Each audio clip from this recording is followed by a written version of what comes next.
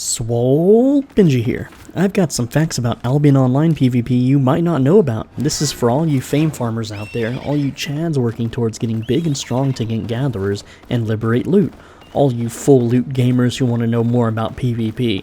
With this information, you'll have a better idea of what this game's PvP offers and if it's worth your time. Just a heads up, I called the game masters Jannies, so they perma-muted me and I can't reply to you in-game. Join the Discord if you want to talk. Just how essential is fame? To sum it up, if you are max spec in an entire weapons tree, a 4.1 item is as strong as a tier 8 flat item with no specialization. A 4.1 ganking gear set on the cheap costs about 25,000, and an equivalent set in tier 8 costs 400,000. So by taking the time to max your spec, you can save yourself 375,000 per death and be able to do the same amount of damage and have the same health pool. To gank a transport takes 4 to 7 people to properly control, DPS through the mount, and kill the escaping player, while coordinating on Discord. It's not something solo players should do. It's not something you should ever expect to be able to do. So if you don't have friends, then this part of the game isn't something you get to experience. You can't even really meet people in this game unless you're bilingual or a normie anyway. I'm a 15,000 subscriber YouTuber, and I haven't met a single person on this game in over 2 years. The only real solo PvP in this game is Corrupted Dungeons, and it has a whole try-hard rock-paper-scissors meta. Sure, you can outplay some people, but the vast majority will just run away and break crystals to banish your invasion, making the entire thing a huge waste of time.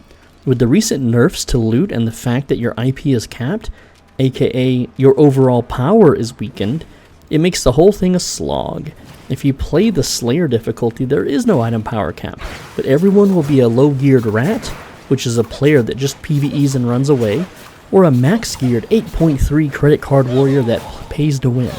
If you beat him, great, you just made huge profits, but unless you're also using 8.3 gear, which is the best in the game, you're likely going to die and lose all your progress and loot acquired. Even if you manage to go out into the red or black zones and kill a gatherer or someone who didn't wait for their dungeon to close, a lot of their gear will be trashed. Players overcharge their gear, meaning it could break after the battle. If you have premium, another pay-to-win game mechanic, you'll get slightly more loot off a player, but it's still a dice roll. Honestly, the time it takes to ride out to these zones, hunt down a solo player, and maybe get the kill on him isn't worth it. Getting PvP kill fame does nothing to advance your character, and unless you kill a credit card newbie with a rare mount and good gear who has no idea what he's doing, you're better off just farming dungeons or crops on your island. I have 44 farm plots, and the small amount of time I spend on them profits me more than a week's worth of PvPing, and I've been playing 2 years and can consistently kill others. Everywhere you go, you will be vastly outnumbered. Hackers use ESP, which is a radar hack that gives them lots of information about your gear and position. SBI and Stillfront do nothing to these types of cheaters anymore, and they don't even ban bots. Regardless, if you enter these zones flagged up, you will be zerged down by an entire screen of players the second you kill anyone, meaning you usually won't get away with the loot. I know other YouTubers show off videos of them going into the most densely populated areas to get kills, but what you don't see is it took them 12 hours to get those clips and they lost millions in the process. Before Corrupted Dungeons and before SBI sold out to Stillfront, this game didn't have safe areas for solo players, and dungeons didn't close in 90 seconds, so there was always fights. Lately all the top guilds are hand-holding, so none of them are fighting each other and they are literally ganging up on solos and small squads the entire day. The Roads of Avalon were advertised to be for very small guilds and solo play, except entire guilds spend hours funneling all their members into one area to fight. Discord coordinated gamers also run entire gank and catch sets, so solo players like you and me just aren't welcome there. Sure, you might be able to find someone trying to gather or fish, maybe a dungeon jad, but in the end they just end up donating their time and money to gankers that greatly outnumber them. This game is seriously not fun anymore for solo players at all. You reckon you can faction flag up and have some PvP, right? 2 things. There are Discord scouter bots at the entrances of every exit in town that automatically let players know if you are leaving town with lots of gear while flagged up. And the roaming death squad that faction flag up are worse than red and black zones. Furthermore, your own faction will pretend to have your back, but they're just friends of the other faction who will wait for you to get killed so they can split your loot. Zerg versus Zerg, you say? You'll end up getting one-shotted by a spell that never loads on your screen, losing your loot. Macro users will scoop up the loot from a dead body the second someone dies. By the time you even open their dead body, someone's macro will have shift-clicked every possible inventory box. SBI and Stillfront don't care, and they don't ban players for this. Instead, they mute players for saying the word Janny. What a bunch of sellouts. To make faction fights even worse, in a future update they're making it so blue and yellow zones no longer drop gear on death, so everyone will most likely always be faction flagged, and the price of capes will plummet.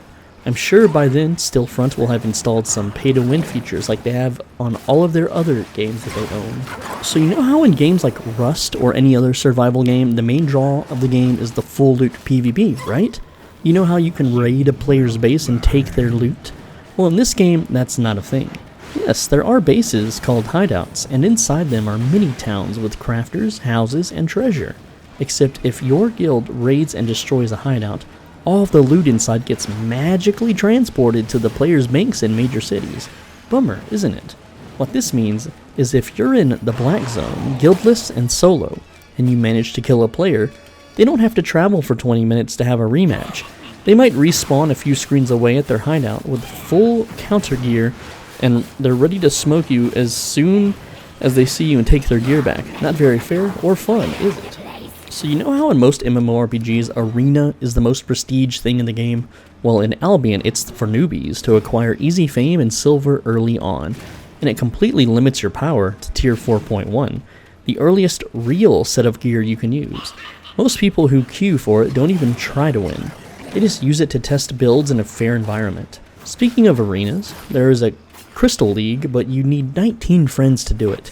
Or do what everyone else does and pay 20 people to win for you while you get the rewards. Is there a point to PvP, besides taking people's gear? Not really. Every guild currently in the game that matters doesn't fight anymore, they just handhold and kill solos trying to gather or do dungeons. The majority of the game right now is instanced anyway. Corrupted dungeons are unreachable unless you happen to just invade the right player. Hardcore expeditions are the same as WoW raiding, but they're instanced as well. The red and black zone dungeons are basically instances after 90 seconds. Speaking of, hackers can see when you've zoned into a dungeon and then have a party of 20 waiting at the dungeon entrance for you to zone out of and kill you. Sure, you get a bubble, but good luck mounting away from claw users with fiend robes that AoE fear you around the whole time.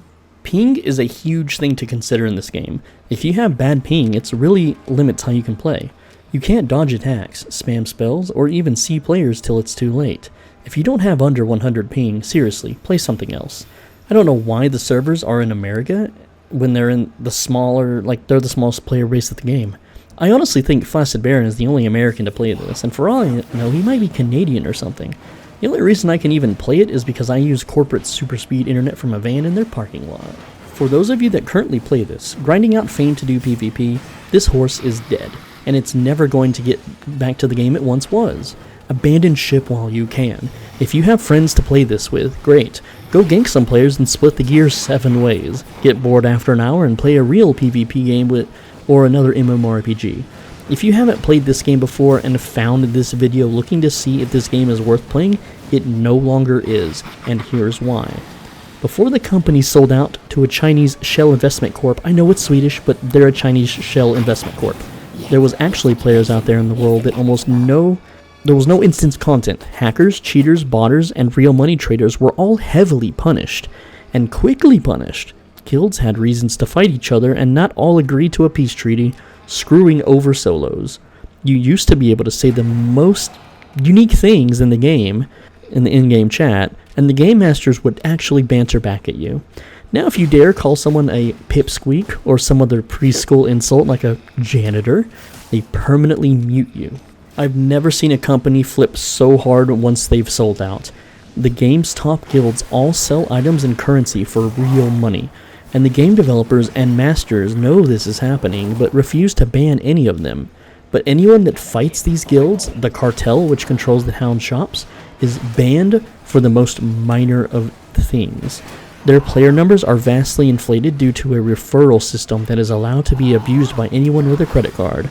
For just $10, you can have infinite money in this game by selling the referral reward and using part of that money from the referral reward to buy another premium to repeat indefinitely. The economy is completely screwed. The devs are taking the game in the worst direction. The top guilds don't even honestly play the game, they just stream snipe anyone who goes into their red and black zones.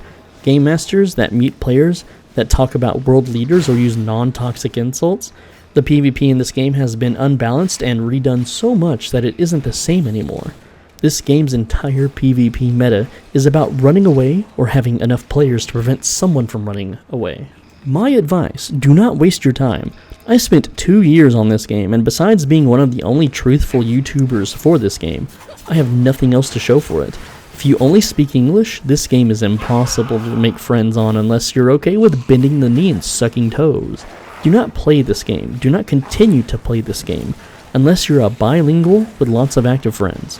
The devs, the active forum posters, YouTubers who bend the knee, and guild leaders are all part of a private round table community where they get insider info long before any patch notes get dropped, and they use it to manipulate the economy and abuse bugs. The game masters are so furious over calling them a Janny that they've even doxed me and leaked that information out just to get back at me.